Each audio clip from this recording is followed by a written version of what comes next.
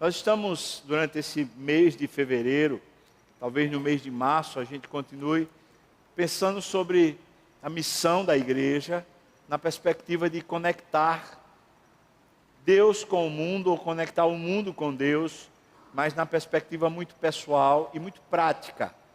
Não pragmática, mas muito prática. À medida que a gente vai lendo sobre missões, à medida que a gente vai lendo sobre a tarefa da igreja, há sempre um risco muito grande que, ao dimensionar a missão, a gente termine se esquecendo do motivo principal da missão.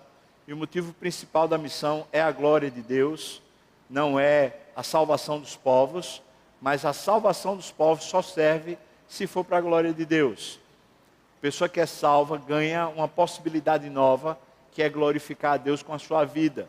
Por isso, não há sentido na missão, se a missão for destituída da glória de Deus, se for apenas tarefa, responsabilidade, ou mesmo se for glória humana, o que nunca estamos aquém disso, ou nunca estamos livres disso. Verdade que eu posso estar aqui como pastor pregando e na verdade estar buscando glória para mim mesmo. Quem vai saber? Deus vai saber. Talvez um ou outro irmão possa perceber e me admoestar e me chamar de volta ao caminho. No entanto, Deus que vê, Ele só é glorificado não com o que fazemos, mas essencialmente com o que somos. Por isso, o caráter precede a missão. Essa é uma frase de Ronaldo Lidório, muito preciosa, que descreve a narrativa bíblica. Ou seja, pessoas de Deus são habilitadas a fazerem a obra de Deus, conforme Efésios 2, que diz que Deus preparou boas obras de antemão para que andássemos nelas. É Deus quem faz e a gente então é visitado pelo Senhor e age na terra conforme o agrado dEle, conforme Ele mesmo, sendo nós um instrumento, uma ferramenta do reino de Deus aqui na terra. No entanto, tanto nós somos crentes, como um descrente, ou como qualquer outra pessoa, podemos fazer atos generosos, atos de bondade na terra, e não necessariamente haverá nisso glória a Deus. Talvez a pessoa que receba glorifique a Deus, mas talvez nós que fazemos não glorifiquemos a Deus, porque a questão está não na ação em si, mas no coração. O interesse de Deus na missão, na ação da igreja na terra, o interesse de Deus é que cada uma das pessoas que forem por nós visitadas, encontradas, abraçadas, tratadas, que recebam de nós alguma bênção, o interesse dele não é que a pessoa viva uma vida confortável, mas é que a pessoa conheça a salvação e assim passe a viver a vida para glorificar a Deus. Quando convidamos pessoas para o Evangelho, na perspectiva de que elas terão uma vida mais confortável, mais agradável, talvez a gente esteja destituindo na pregação, destituindo o Evangelho. E estamos tentando arrebanhar pessoas para Deus, mas a vida com Deus não é a vida que necessariamente nós queremos, mas é a vida assim abundante, a vida plena, a vida que Deus preparou para que vivêssemos nela. Abra sua Bíblia, por favor, em Lucas capítulo 8. Nós vamos ler do versículo 40 até o versículo 56. Eu tenho um pouco mais de 20 minutos para essa manhã, para a gente conversar. E esse episódio é um episódio duplo. A história de Jesus, Jesus conectando família e Jesus conectando pessoa. Pessoa, indivíduo, pessoa provavelmente solitária, uma pessoa que talvez, nas circunstâncias da época, estivesse alijada da sociedade. Não necessariamente fosse marginalizada, mas sim necessariamente uma pessoa que estava só. Vamos ler capítulo 8 de Lucas, a partir do versículo 40 até o versículo 56. A palavra de Deus diz assim para nós, então, acompanhe por favor. Ao regressar Jesus, a multidão o recebeu com alegria, porque todos o estavam esperando. Eis que veio um homem chamado Jairo, que era chefe da sinagoga, e prostrando-se aos pés de Jesus, lhe suplicou que chegasse até a sua casa. Preste atenção, Jairo quer que Jesus vá à casa dele. Versículo 42 diz: pois tinha uma filha única de 12 anos que estava à beira da morte. Enquanto ele ia, Jesus com Jairo, os discípulos, as multidões o apertavam. Certa mulher que havia 12 anos vinha sofrendo de uma hemorragia e a quem ninguém tinha podido curar e que gastara com os médicos todos os seus haveres. Perceba que essa mulher tem um problema grave e a economia dela se acabou, ela tentando resolver o problema. Talvez muita gente aqui nessa manhã está com a vida financeira arruinada porque tentou por todos os modos resolver um problema. Tentou, a crise veio para quebrar e a gente tentou, fez o que pôde, está com a vida financeira arruinada porque tentou por todos os modos resolver o problema. Essa mulher, o problema dela era de doença e ela tentou por todos os métodos se curar. Versículo 44. Veio por trás de Jesus, lhe tocou na orla da veste e logo se lhe estancou a hemorragia. Mas Jesus disse: quem me tocou? Como todos negassem, Pedro com os seus companheiros disse: ô mestre, as multidões te apertam e te oprimem e dizes: quem me tocou? Espera aí, que história é essa? Versículo 46. Contudo, Jesus insistiu. Jesus quer se conectar a pessoas, não apenas fazer o bem. Contudo, Jesus insistiu. Alguém me tocou porque eu senti que de mim saiu o poder. Vendo a mulher que não podia ocultar-se, aproximou-se trêmula e prostrando-se diante dele, declarou, à vista de todo o povo, a causa por que ele havia tocado e como imediatamente fora curada. Então lhe disse: filha, a tua fé te salvou, vai-te em paz. Vou repetir isso porque certamente isso é muito importante. Quando Jesus se conecta a uma pessoa, certamente ele tem essas palavras a dizer: a tua fé te salvou, agora viva em paz, caminhe em paz no mundo. Versículo 49. Falava ele ainda quando vem uma pessoa da casa do chefe da sinagoga dizendo: olha, a tua filha já está morta, não incomodes mais o mestre. Pela segunda vez no texto, alguém está dizendo para Jesus: não precisa fazer mais nada, não precisa fazer. E ele então insiste, versículo 50, mas Jesus, ouvindo isso, lhe disse: não temas, crê somente, e ela será salva. A palavra é salva, salvação, soter. Tendo chegado à casa, a ninguém permitiu que entrasse com ele, senão Pedro, João, Tiago, e bem assim, o pai e a mãe da menina. E todos choravam e a pranteavam, mas ele disse: não choreis, ela não está morta. A ideia de morta aqui, não é que ela não passou para outra vida, mas que ela não está espiritualmente morta. Ou seja, a salvação para essa menina. E é isso que Jesus está dizendo. Não chores, ela não está espiritualmente morta, ela apenas está dormindo. Versículo 53. E riam-se dele, porque sabiam que ela estava morta. Entretanto ele, tomando-a pela mão, disse-lhe em voz alta: menina, levanta-te. Voltou-lhe o espírito, ela imediatamente se levantou e ele mandou que lhe dessem de comer. Seus pais ficaram maravilhados, mas ele lhes advertiu que a ninguém contasse o que havia acontecido lá naquele quarto, naquela casa, na presença dos pais, com apenas alguns discípulos e Jesus e a menina. Vamos orar. Senhor, abre aqui, Senhor, o nosso entendimento, nos faz ver que a Tua presença restaura a nossa alma, o nosso coração, a nossa fé.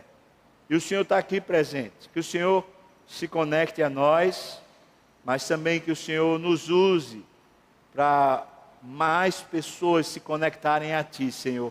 E isso eu te peço no nome de Jesus. Amém. Irmão, por que você acha que a crise chegou até você?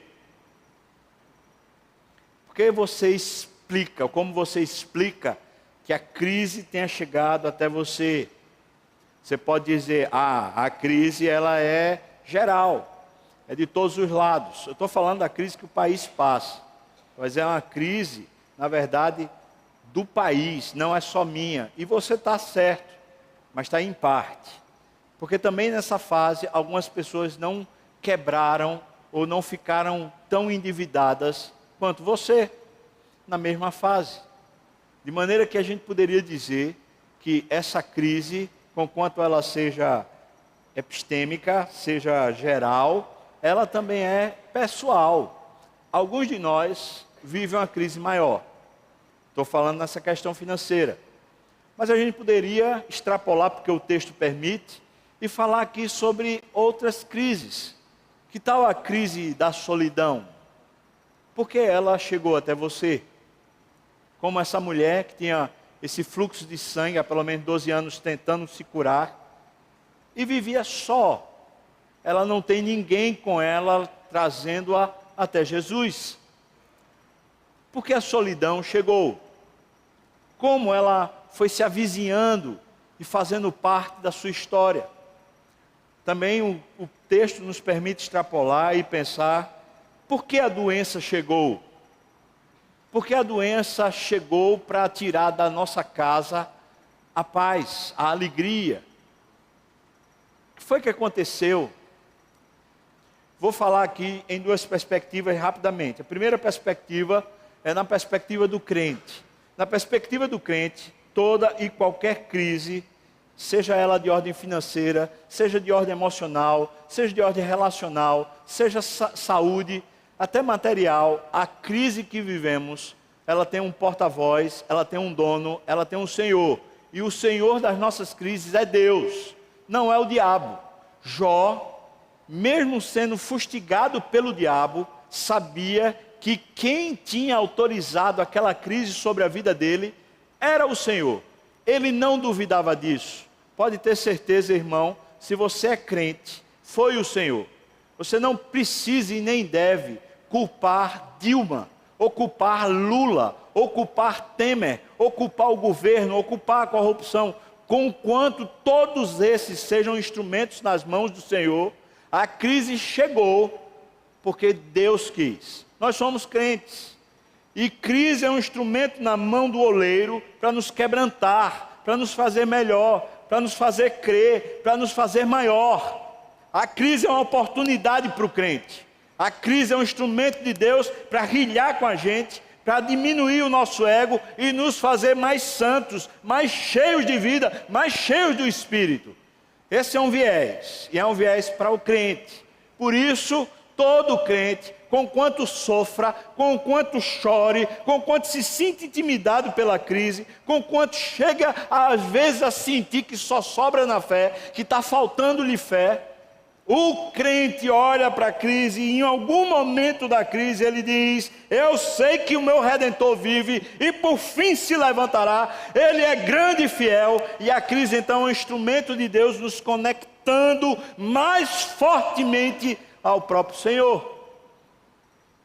E para o crente, a crise sempre se torna um testemunho, ou seja, é a grande oportunidade que Deus nos dá para anunciarmos e revelarmos que temos paz, alegria, contentamento no meio das dores.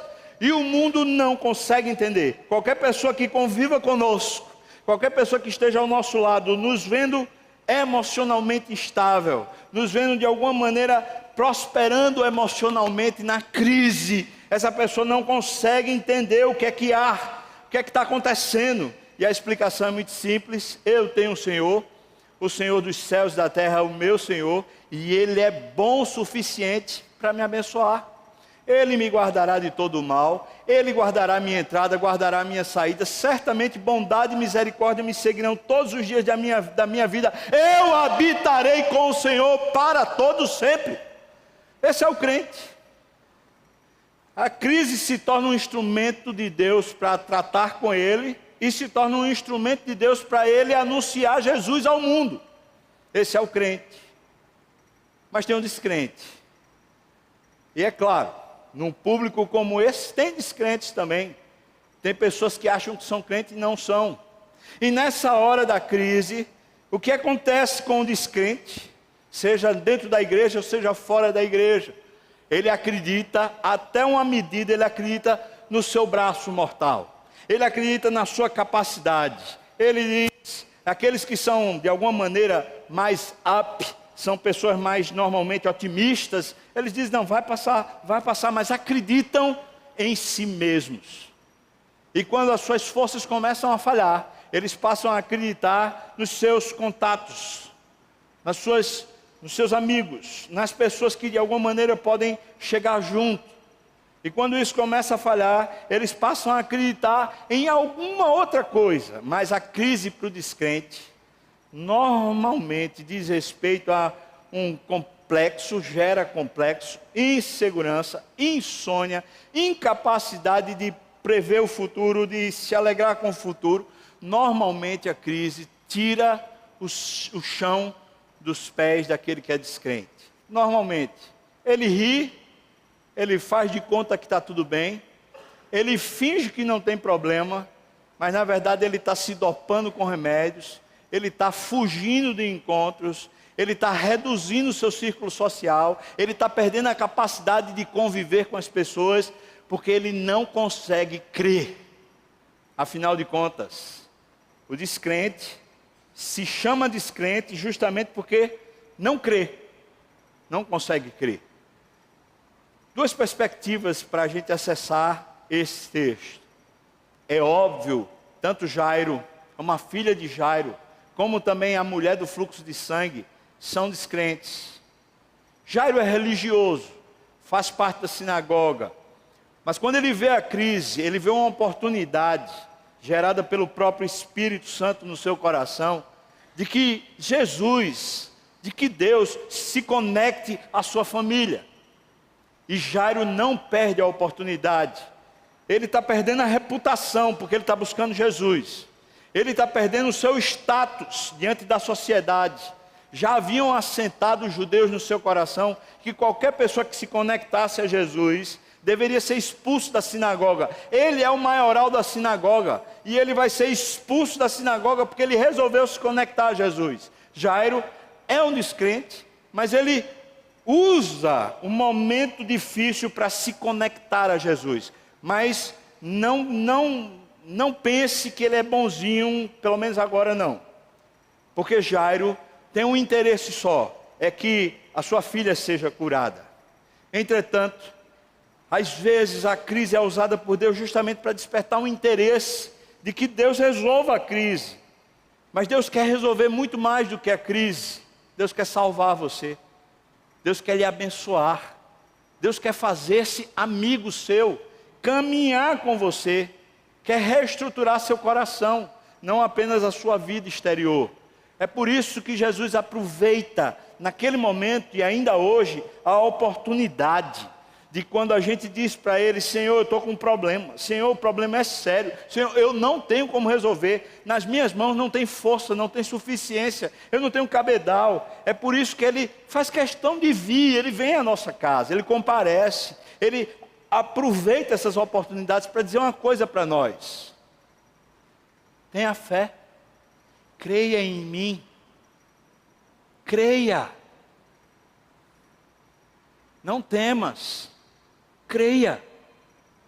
E a conexão com Deus não acontece vindo à igreja, mas a igreja pode ser usada para lhe ajudar a se conectar com Deus, porque a conexão com Deus é fé.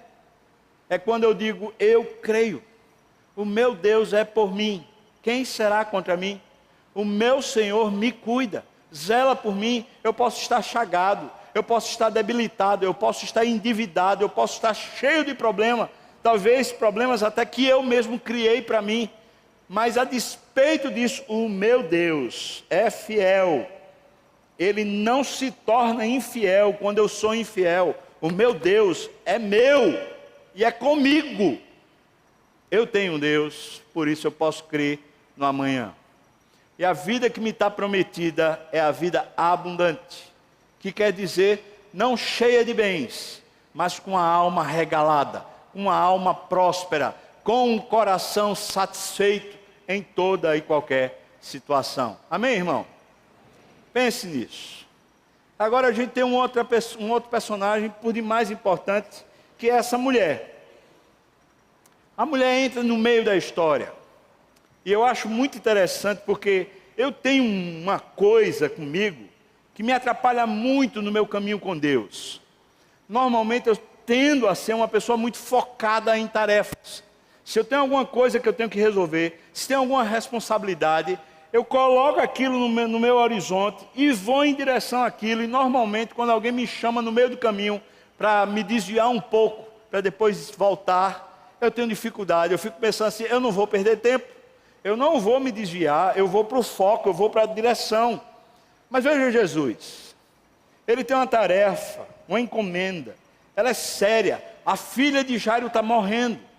Talvez se Jesus pensasse como eu penso, ou como a maioria de nós pensa, Jesus poderia dizer assim, eu não posso perder tempo, esse homem é muito precioso, ele é o chefe da sinagoga, se ele se converter, milhões de judeus vão se converter, eu tenho que entrar pesado na vida desse homem. E qualquer pessoa que estivesse no meio do caminho, certamente seria simplesmente deixada de lado. Não acontece isso com você? Às vezes a gente pensa que Deus está querendo salvar A, e no entanto é B que está do nosso lado, batendo a porta e dizendo, eu preciso de Jesus.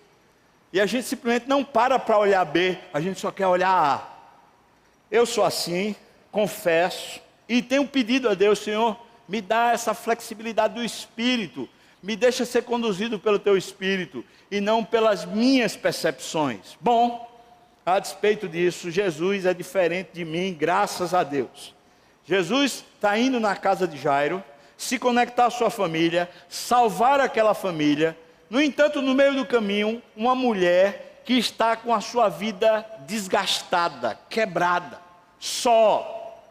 Essa mulher tem problemas de todas as ordens. Com poucas descrições, o texto já diz para nós o quanto ela está desestruturada em todos os níveis. Por exemplo, essa mulher faz questão de não aparecer. Ela quer ser um ser invisível.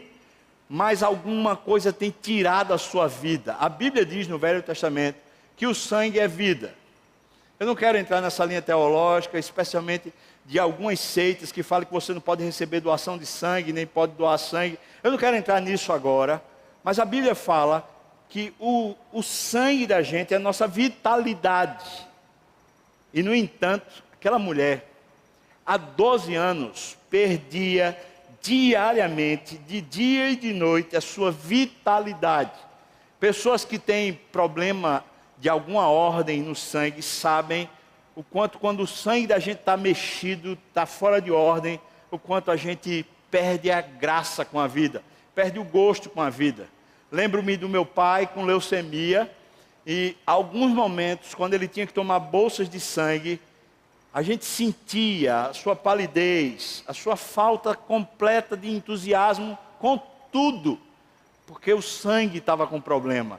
Aquela mulher, talvez não tivesse um problema no sangue, mas tinha um problema no corpo que lhe tirava o sangue vazando de dia e de noite. 12 anos.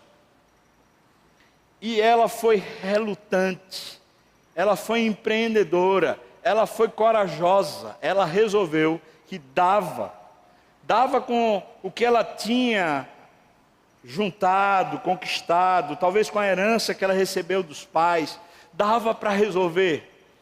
E foi no esforço e na dedicação constante durante 12 anos, visitando os maiores médicos, as maiores personalidades da sua época, aqueles que certamente teriam alguma solução, mas não tiveram.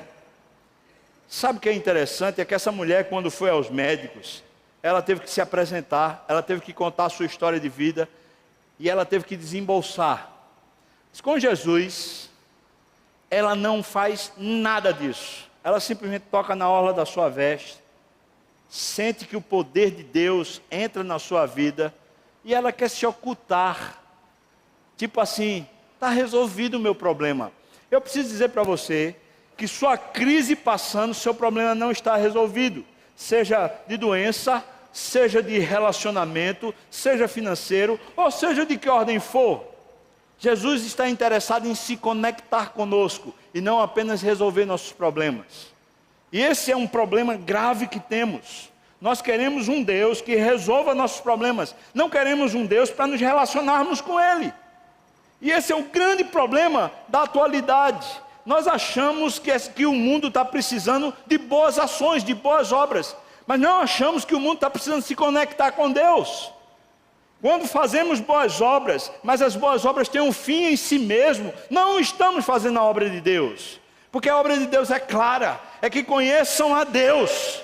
Conheçam, e a palavra conhecimento que é usada na Bíblia diz respeito a essa conexão, esse relacionamento desenvolvido. É por isso que Jesus faz questão de parar tudo. Para o andor, para a carreata, para o processo, para tudo. A filha de Jairo espera. Agora eu vou me conectar a uma pessoa, porque ela precisa de salvação. Ela não precisa só de cura, ela precisa de salvação.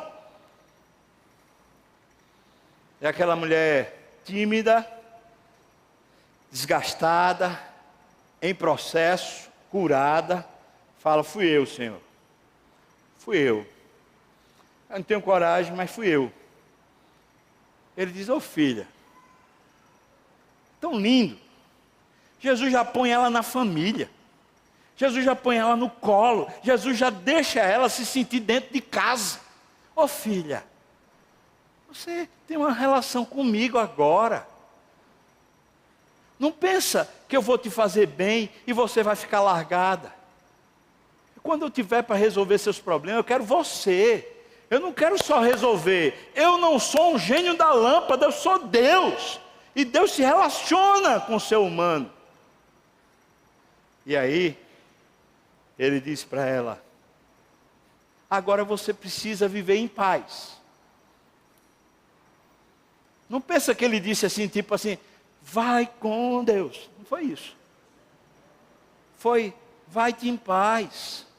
Shalom é uma das palavras mais preciosas que você vai encontrar no Velho Testamento, na cultura hebraica, que traduz a plenitude da vida com Deus. Shalom, ou seja, você agora tem paz no coração. Foi tirado os seus fantasmas, foi tirada a negridão, foi tirado tudo que lhe atormentava. Vai agora viver em plenitude, irmã. Glória a Deus.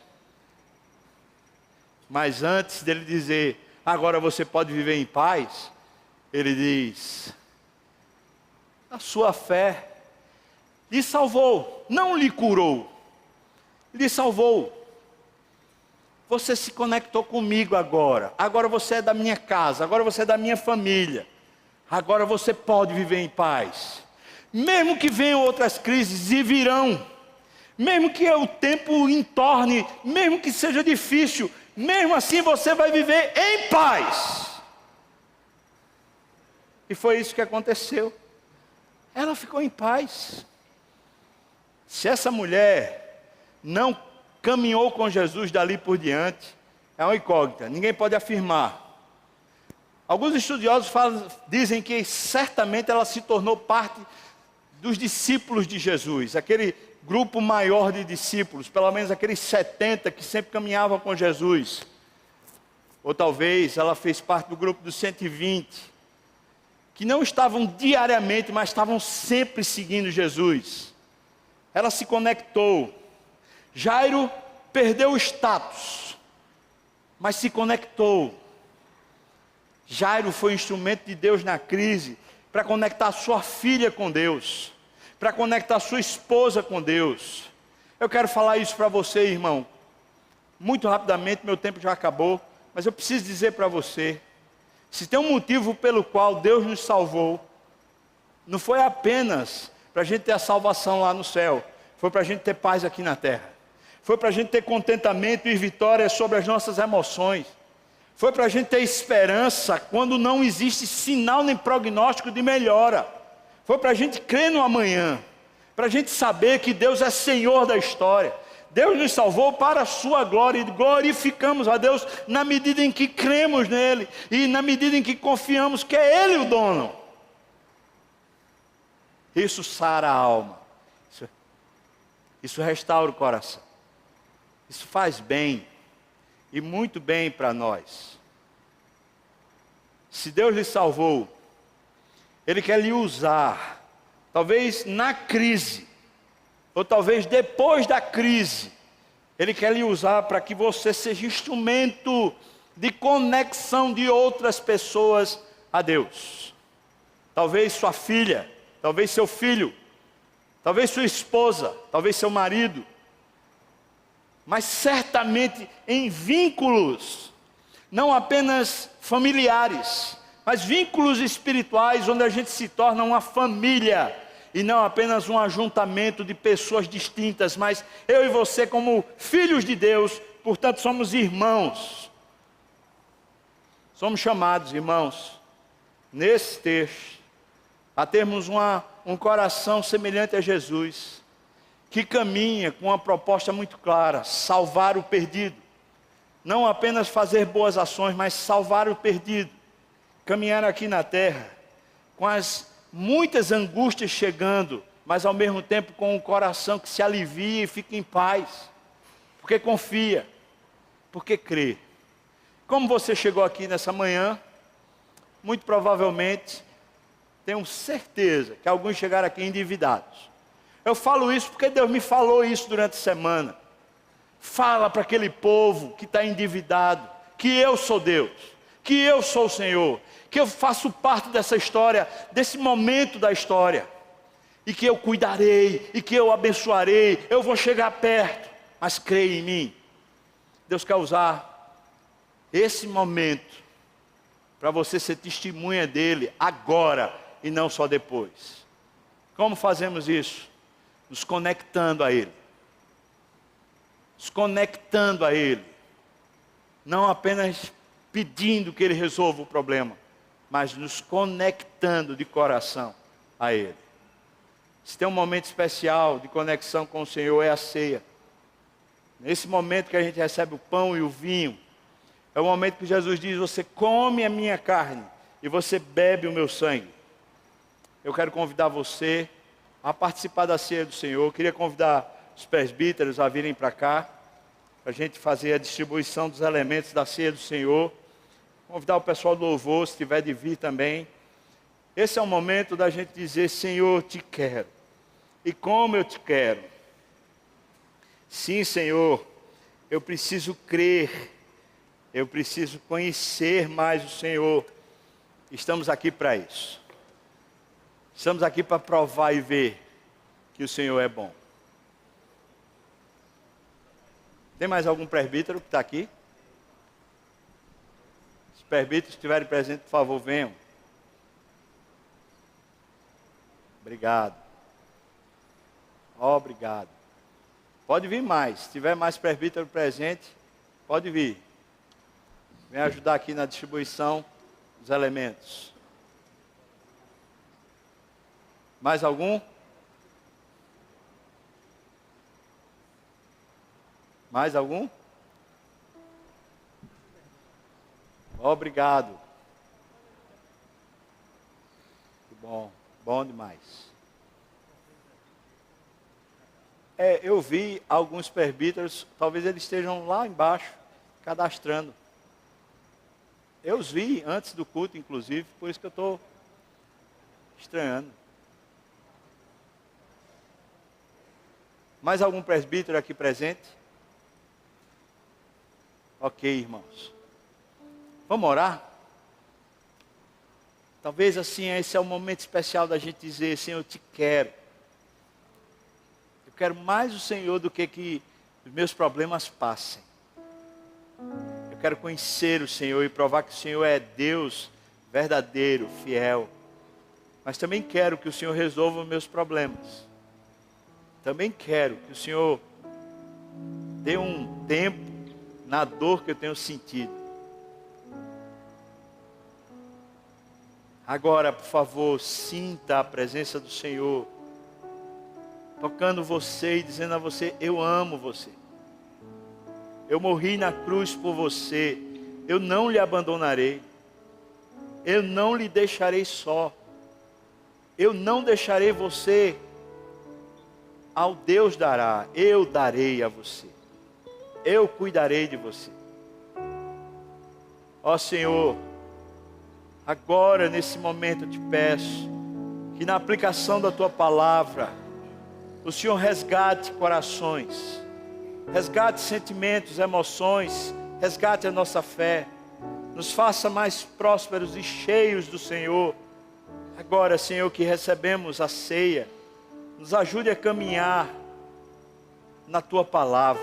Quando o Senhor diz que comemos verdadeira comida, que bebemos verdadeira bebida, nos ajude a crer, Senhor. E isso eu te peço, no nome de Jesus. Amém.